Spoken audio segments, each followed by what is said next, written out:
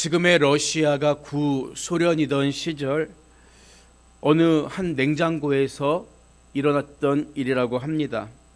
어떤 직원이 작업하던 도중 그만 냉동 창고 안에 갇히고 말았어요. 냉동 창고 안에 갇혀서 이제 꼼짝없이 죽겠다는 생각이 드니까 온몸이 추워지는 것을 느끼기 시작했습니다.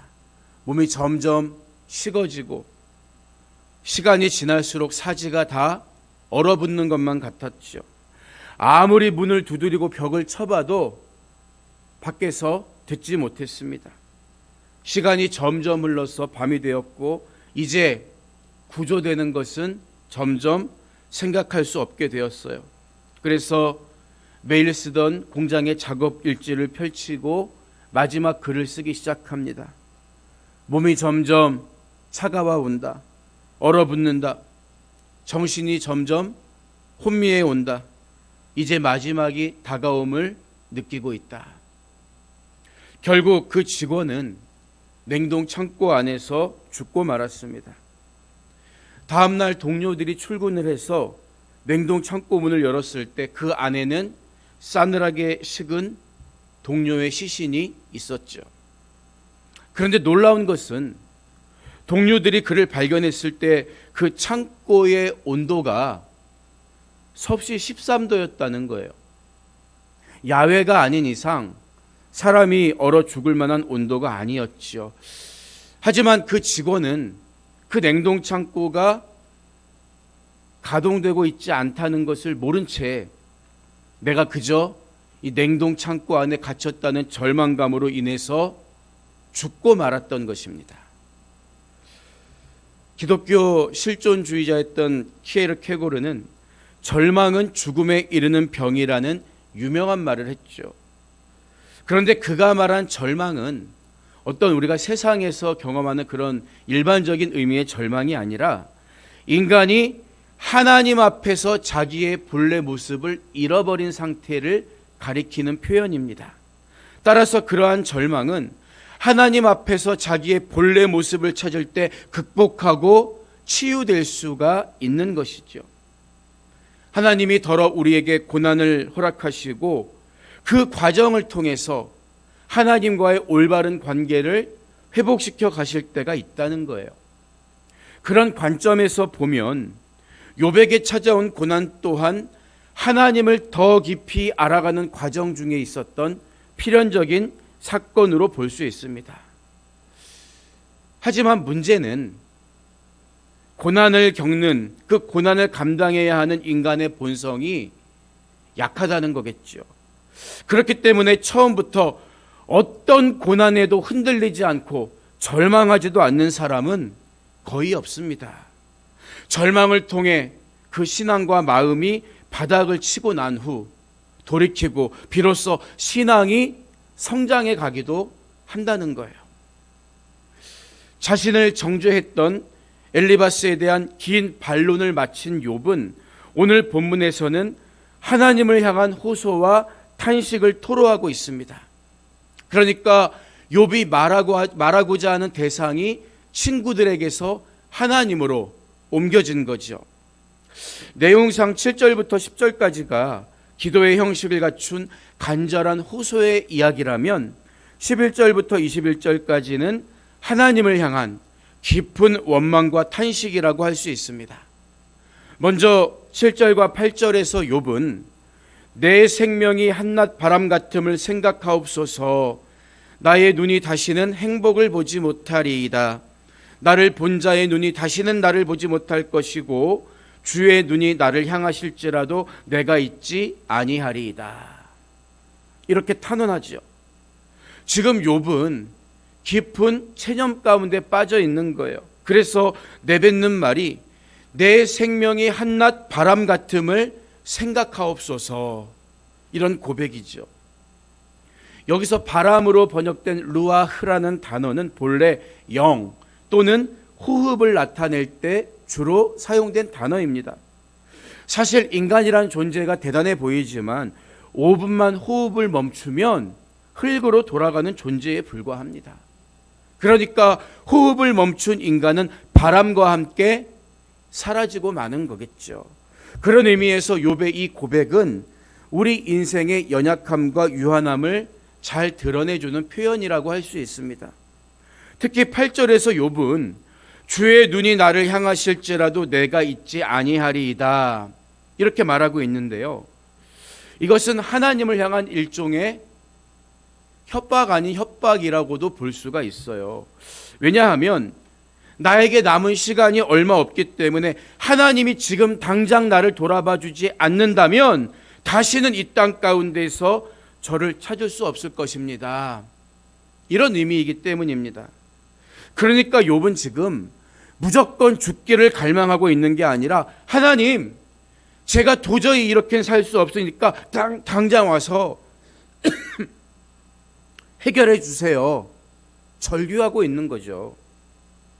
이어지는 9절과 10절을 보면 구름이 사라져 없어짐 같이 스올로 내려가는 자는 다시 올라오지 못할 것이오니 그는 다시 자기 집으로 돌아가지 못하겠고 자기 처소도 다시 그를 알지 못하리이다 이렇게 말하죠. 여기서 욥은 왜 하나님이 자신을 당장 구원해 주셔야 하는지 다시 한번 호소하고 있어요. 스올이란 곳이 어떤 곳입니까? 죽은 자의 거처이기 때문에, 현실과는 단절된 곳이기 때문입니다. 당시 서아시아 지역 사람들은 죽은 자의 영혼이 스올과 같은 음부로 내려갈지라도 이 현세에 올라와서 왕래할 수 있다. 일반적으로 이런 내세관을 가지고 있었어요. 그런데 욥은 그런 미신적인 내세관과는 다른 신앙관을 가지고 있었던 거죠. 여러분, 성경은 한 번 죽는 것은 사람에게 정해진 것이요 그 후에는 심판이 있다고 분명히 말하고 있습니다. 우리는 시대의 철학이나 사상, 미신에 휩쓸리지 말고 말씀대로 믿어야 하는 거예요. 죽은 자는 다시 이 세상으로 돌아올 수가 없어요. 무당이 굿하면서 죽은 사람의 혼을 불러내는 것은 귀신들의 장난일 뿐입니다. 귀신은 영적 존재이기 때문에 그 사람의 생전 말투, 모습 다 알고 있으니까 흉내내는 거죠. 그러나 음부로 들어간 사람은 다시 이 땅으로 돌아올 수가 없는 거예요. 이처럼 욥은 죽은 것과 다름없는 고통 가운데 있었지만 그럼에도 불구하고 하나님이 찾아오셔서 이 고통을 끝내주시기를 간절한 마음으로 소망하고 있었던 거예요. 하지만 몇 달 동안 계속된 고통에도 불구하고 하나님이 여전히 침묵하시니까 답답해 미칠 지경이었죠. 그런데다가 불난집에 부채질하는 격으로 친구가 자기를 정죄하니까 내가 받는 이 모든 고난이 너의 죄 때문이야 이렇게 단정하니까 견딜 수가 없었던 거예요. 그래서 잠시 숨을 고른 욥은 이제는 대놓고 하나님을 향한 불평과 원망을 쏟아내기 시작합니다.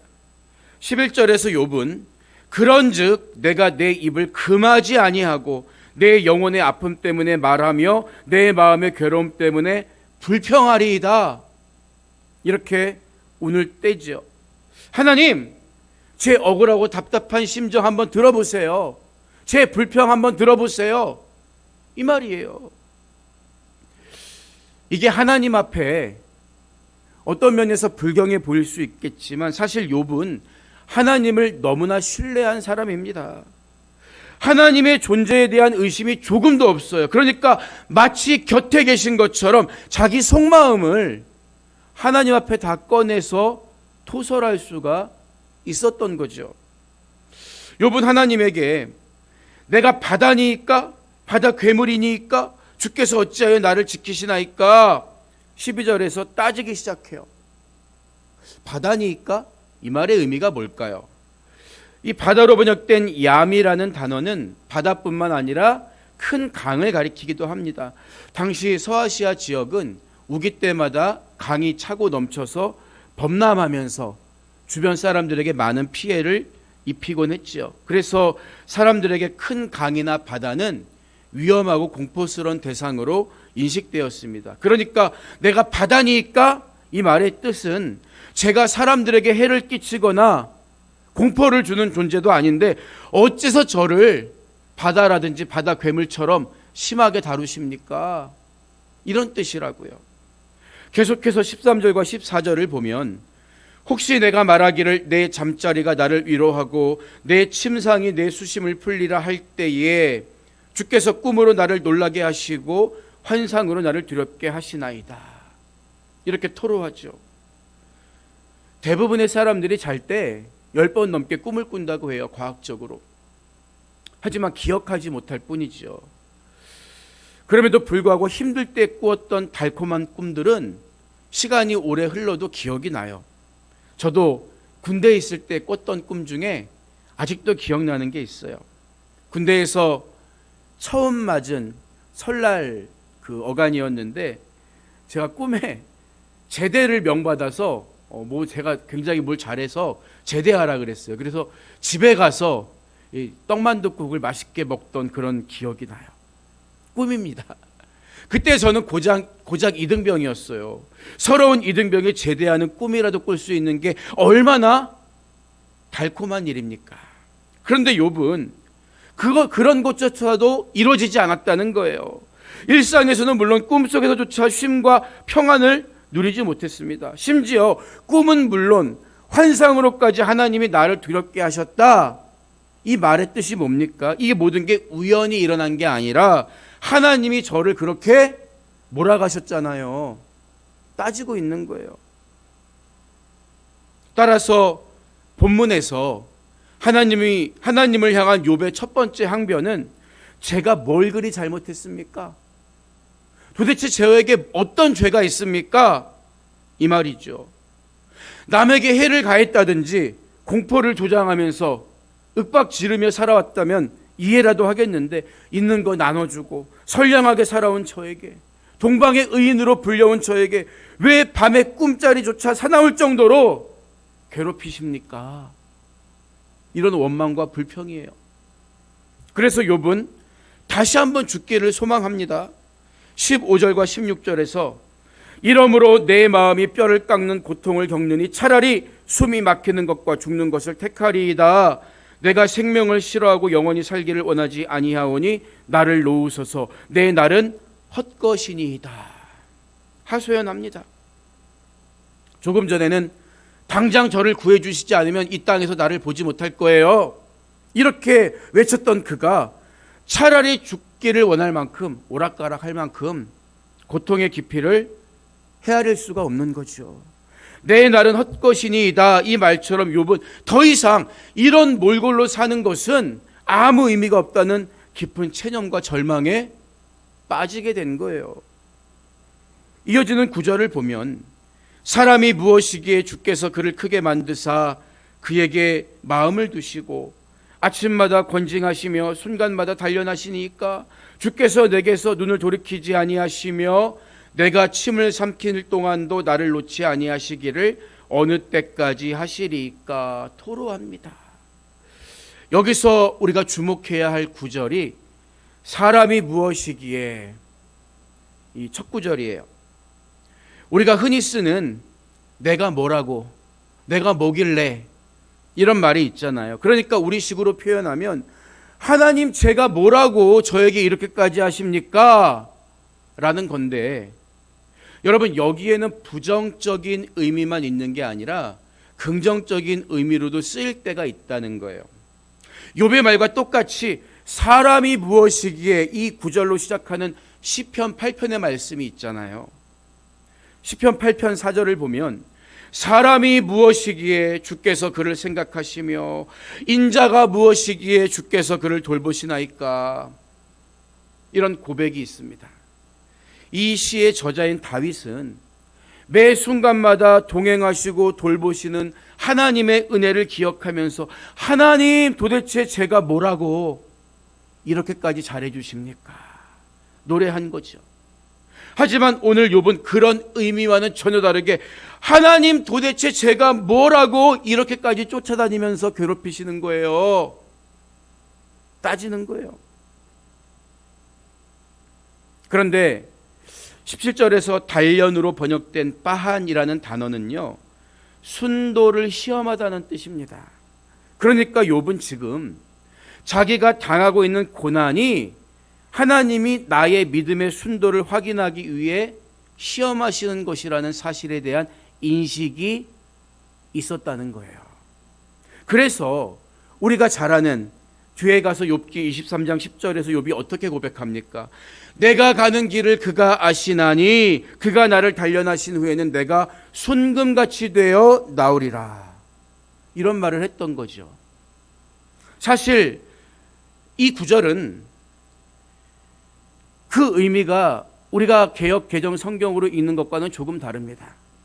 공동번역으로 욥기 23장 10절을 보면요, 그는 나의 걸음을 낱낱이 아시나니 털고 또 털어도 나는 순금처럼 깨끗하리라.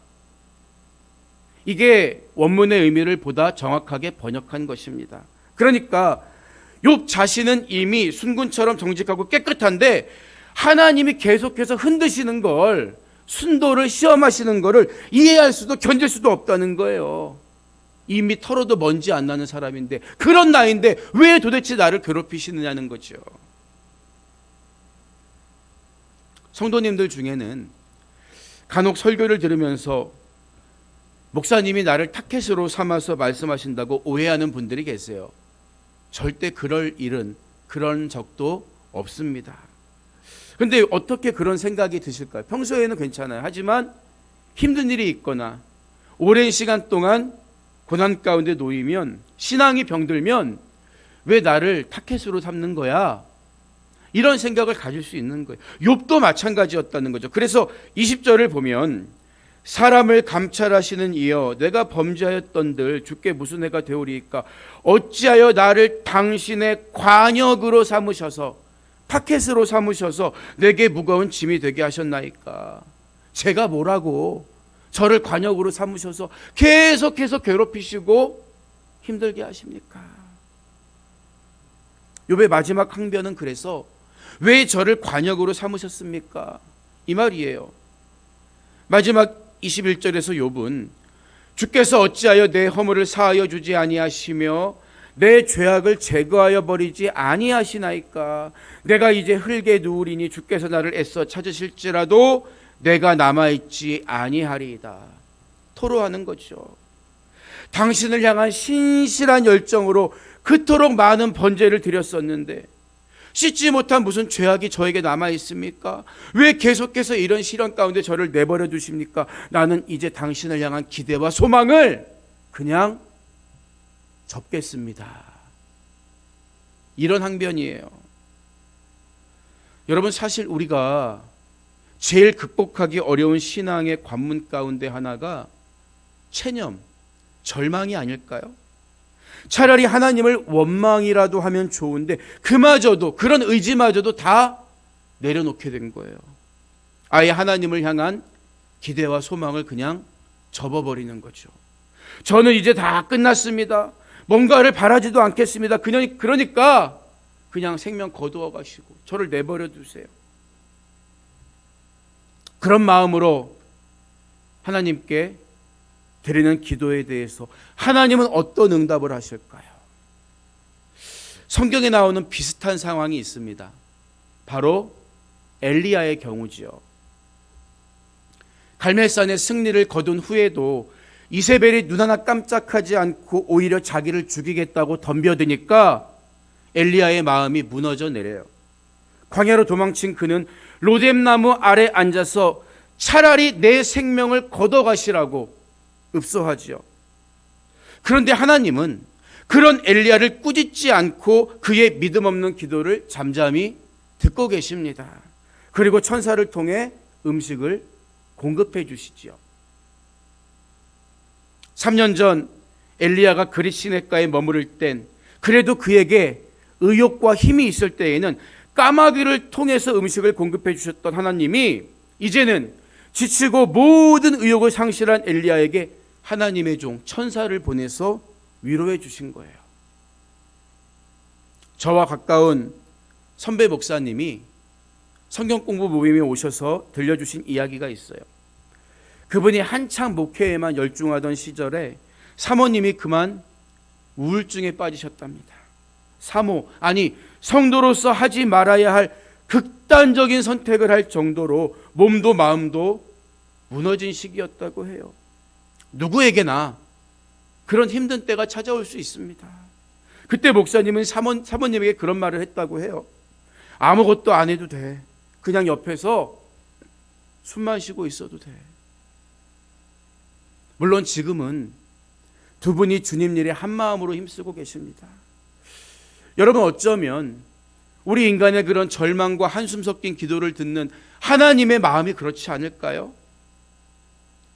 우리가 너무 힘들고 지쳐서 절망 중에 부르짖을 때 하나님이 욥과 엘리야의 탄식을 받아주셨던 것처럼 아무것도 안 해도 돼. 그냥 내 곁에서 숨만 쉬고 있어도 돼.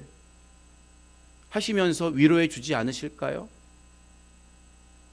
죽겠다고 덤비는 사람을 정말 죽일 수 있는 하나님께서 그냥 듣고 계십니다. 여러분, 여기에 소망이 있는 거라고요.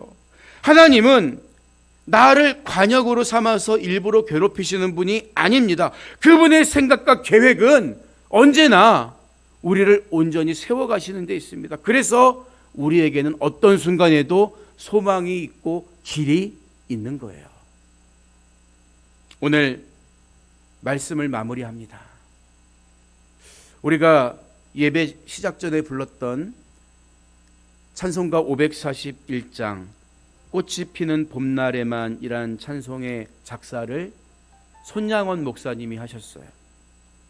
꽃이 피는 봄날에만 주의 사랑 있음인가, 열매 맺는 가을에만 주의 은혜 있음인가, 땀을 쏟는 여름에도 주의 사랑 여전하며 추운 겨울 줄일 때도 주의 위로 변함없네.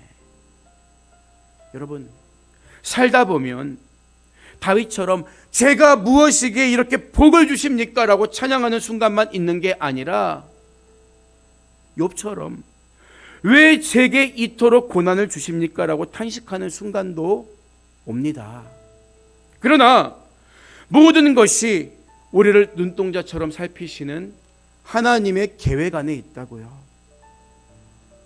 슬픔이 내가 어느 정도 감당하고 이길 수 있는 고통이라면 절망은 내가 감당할 수도 이겨낼 수도 없는 고통이 아니겠습니까? 하지만 때로는 그 절망을 통해서 우리는 내 안에 숨어 있는 우상을 발견하게 됩니다.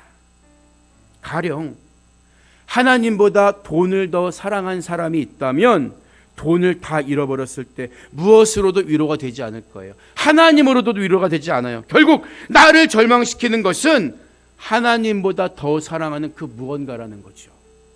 자식을 너무나 사랑한 사람, 하나님으로 위로가 되지 않는다면 그의 마음속에 가장 소중했던 게 자식이라는 거예요. 하지만 절망으로 인해서 그것이 드러나고 소망으로 인해 그것이 깨어질 때 비로소 우리는 하나님을 향해서 한 걸음 더 다가설 수가 있게 되는 것입니다. 그래서 성경은 우리가 환난 중에도 즐거워하나니 이는 환난은 인내를, 인내는 연단을, 연단은 소망을 이루는 줄 알미로다 증언해주고 있는 거죠. 절망을 통해 내 안에 있는 모든 우상이 드러나고 무너지기를 소망합니다. 하나님의 선하심과 일하심을 기억하면서 왜? 라는 질문이 감사의 찬양으로 바뀌는 그날이 여러분 모두에게 은혜로 임하시게 되기를 주님의 이름으로 축원합니다.